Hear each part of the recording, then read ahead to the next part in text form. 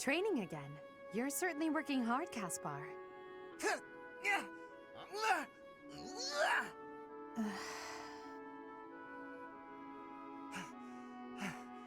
Oh, Edelgard. You scared me. You should have said something. I did, but no matter. What has you training with such intensity? It's never good to neglect one's training, but overdoing it is ill-advised as well. You could already give any student here a battle they wouldn't soon forget. You think so? Well, thanks. I appreciate that. I can't really stop training, though. I gotta get better if I expect to get anywhere in this world. If memory serves, you're the second son of House Burgleys, right? That's right. My older brother is the heir, and there are already too many mouths to feed in our family, so I can't count on any support. I pretty much have to make it on my own, you know? I understand. It's difficult being born a noble. Those who inherit everything also inherit great burdens, but the same can be said of those who inherit nothing. What are you talking about? I don't have any troubles. Who cares if I don't inherit anything? It just means I get to cut a path to my own future. You know what your problem is, Edelgard? You always have to make everything about you. You're as disrespectful as ever, Caspar. Hey, now come on. I didn't mean to be disrespectful. Always happy to fight, though, if that's what you want. I have no desire to bicker with you. Good luck with your training. Goodbye. What was that about? I'll never understand her.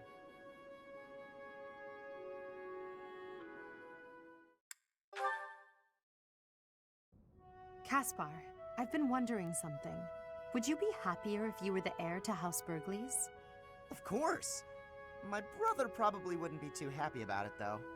I've got nothing against him, and I'd hate to cause him trouble, so I guess it wouldn't make me very happy at all. You may not want to hear this, but your brother is not a good man.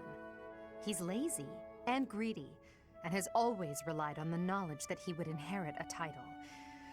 That's my impression of him, anyway.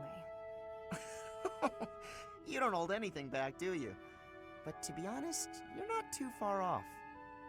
He's got good reason for it, though. Our grandfather was really obsessed with his second wife. She has a son who she really wanted to become the heir.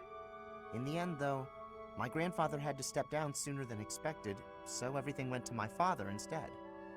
My brother is still really worried about having his future taken from him. That's the price of taking your own desires into account when choosing an heir.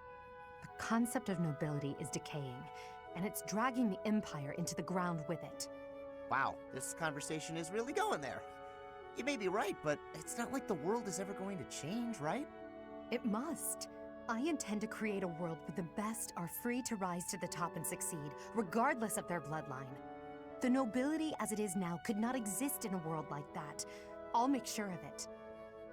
What do you think would happen to me in that kind of world? Would you appoint me as a general or minister of military affairs? If you were the best suited for that position, I would. Right, so my life would pretty much stay the same. I'd still have to train, get stronger, and use my abilities to cut my own path. Either way, I'll fight for what I believe in. That means I'll fight for you. Is that so?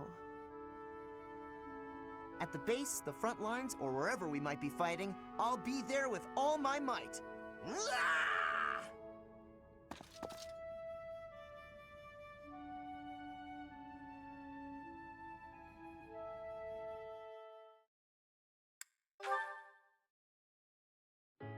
Huh? What's wrong, Edelgard? Why do you ask?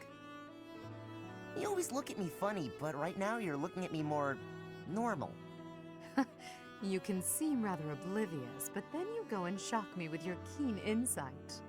Whoa, that's a little harsh. Is it? You only have yourself to blame for the reputation. As for me, I've always thought of you as something of a victim. What is that supposed to mean? I mean, you're a victim of Fodlan's antiquated system of nobility. You're skilled and you work hard, yet you still play second fiddle to your less capable older brother. Even still, you fight on, not allowing yourself to be discouraged by it all. People like you help to fuel my fire. If I can only smash this rotten system, I could save you. You've always got a whole lot to say about your grand plans for the future. just hear me out. I've realized that I was wrong about you. I can now see that you've found a way to live the life you want to live. Simply put, you love working hard, and you love training.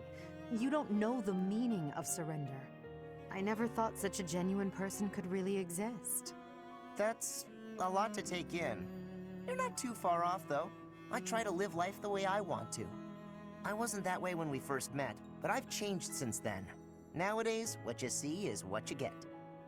It doesn't matter that you have burdens to bear. Despite that, you never stray from your path. You don't let anything tie you down. I can hardly imagine a life like that. To be honest, I'm a bit jealous. Well, I don't think I could live the way you do, but I admire you for sticking to it. You never let your burdens get you down. You try to push through them instead. If I'm being honest, I changed my mind about you a while back. Is that so? You can be real critical of yourself, and you admit it when you make a mistake. That's true. I certainly make mistakes, but I feel it's important to own up to them. I probably make twice as many mistakes as you, but I don't notice half of them. This is no laughing matter, Caspar. Then again, that's part of how you choose to live as well, isn't it? That it is. But it doesn't change what I promised before. I'm gonna keep fighting for you, Edelgard. Even if we don't live our lives the same way, I'll help cut a path through so you can follow safely behind. I don't doubt it. The future is ours, Caspar. I'm counting on you to help clear the way.